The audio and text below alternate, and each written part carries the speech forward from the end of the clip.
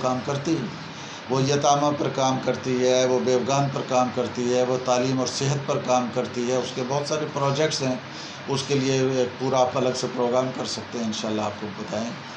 سید ذیشان آپ سے ملاقات کا ہمیں موقع مل رہا ہے.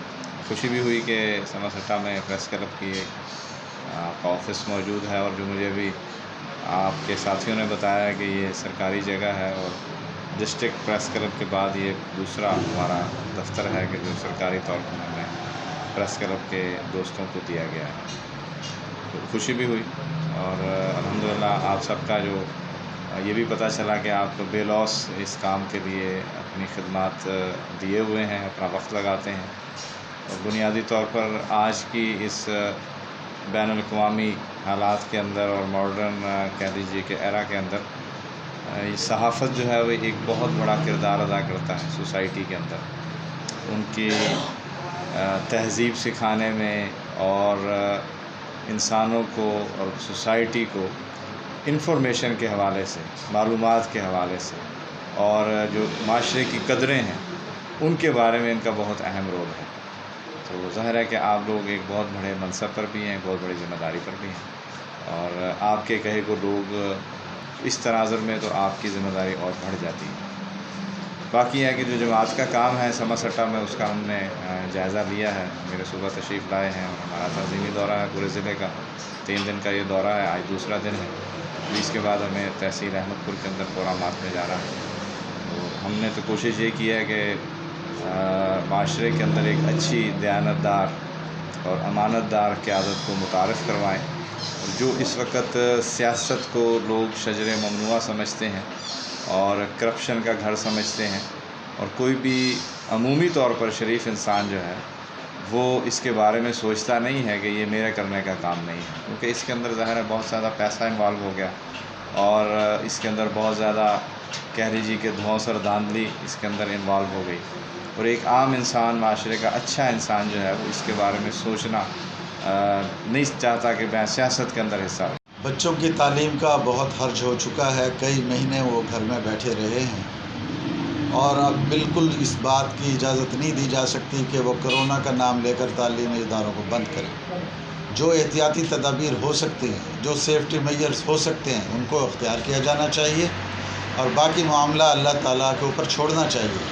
بچوں کو تعلیم سے محروم کرنا پوری نسل کو خراب کرنے کے مترادف ہے. اس لیے ہم حکومت سے پرزور مطالبہ کرتے ہیں کہ وہ سینما گھر کھولتی ہے، وہ شاپنگ سینٹرز کھولتی ہے، وہ بڑے بڑے ادارے سارے کے سارے کھولتی ہے، بازاروں کے اندر رش لگا ہوا ہوتا ہے، منڈیوں کے اندر رش لگا ہوتا ہے، تو صرف تعلیمی ادارے ان کو نظر آتے ہیں جو بھاگ بھاگ کر وہ بند کرتی ہیں، اور صرف مساجد نظر آتی ہیں جن کو بھاگ بھاگ کر بند کرتی ہے.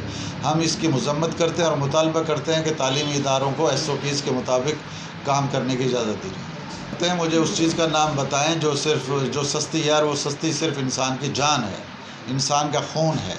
اس وقت جس تیزی سے مہنگائی بڑھی ہے اسی تیزی سے جرائم بھی بڑھے ہیں، اور یہ فطری بات ہے کہ جب اس معاشرے کے اندر چیزیں انسانوں کی دسترس سے باہر ہو جاتی ہیں تو پھر چھینا جھپٹی، چوری اور ڈکیتی میں اضافہ ہو جاتا ہے.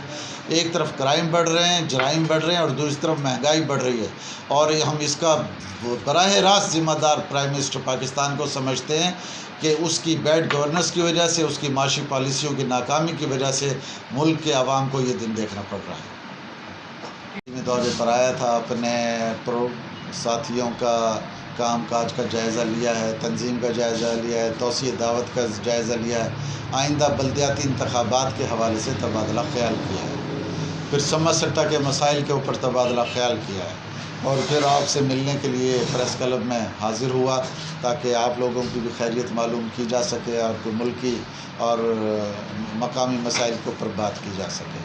ملکی مسائل یہ ہیں کہ مہنگائی عروج پر ہے، بے روزگاری عروج پر ہے، بدامنی عروج پر ہے، حکومت وقت قرضے پہ قرضے لیے جا رہے ہیں، اور یہ سارے کے سارے قرضے میکسیمم جو ہیں نان ڈیولپمنٹ، ترقیاتی نہیں ہیں، اور ان کا کوئی حساب نہیں ہے. پارلیمنٹ کو ربڑ سٹیمپ بنایا ہوا ہے، تمام بائی لاز کو بلڈوز کر کے، پروسیجرز کو سسپینڈ کر کے وہ یک طرفہ قانون سازی کر رہے ہیں.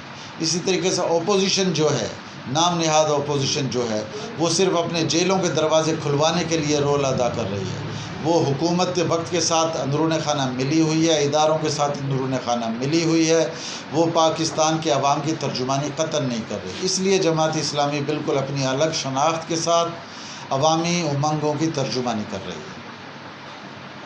نہیں تھا، سب کو غنی کر دیا اللہ رب الرحمن نے اس نظام کی برکت کی وجہ سے، کیونکہ یہ عدل کا نظام ہے، انسان کو انسان سے جوڑنے کا نظام ہے۔ تو اسی کی آبیاری کے لیے اور اسی کی تبلیغ کے لیے لوگوں تک پہنچانے کے لیے ہم کوشش کر رہے ہیں۔ اللہ تعالیٰ ہماری کوششوں میں برکت دے، اور اللہ تعالیٰ آپ کی جو ذمہ داریاں صحافتی بنیادوں پر ہیں، آپ کو ان کو ادا کرنے کی توفیق عطا فرمائے۔ جزاک اللہ خیر۔